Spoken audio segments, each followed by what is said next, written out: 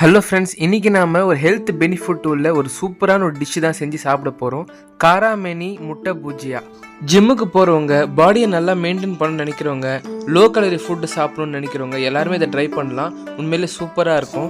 தக்காளி, வெங்காயம், கருவேப்பிலை இதெல்லாம் போட்டு நல்லா கொதிக்க வச்சுக்கலாம். தண்ணி மாதிரி ஆக்கிக்கலாம். அதுக்கப்புறம் நைட்டு ஊற வச்ச காராமணியை எடுத்து அதில் ஃபுல்லாக கொட்டி நல்லா கலரி விட்டுக்கலாம். கண்டிப்பாக இது ஒரு தடவை சாப்பிட்டா ரெண்டாவது நம்ம விடவே மாட்டோம். இதில் அவ்வளோ ஹெல்த் பெனிஃபிட் இருக்குது. கண்டிப்பாக செஞ்சு சாப்பிடுங்க. இப்போ நல்லா ஃப்ரை ஆனதுக்கப்புறம் காராமணி எடுத்து தனியாக ஒரு பவுலில் கொட்டி வச்சுக்கோங்க.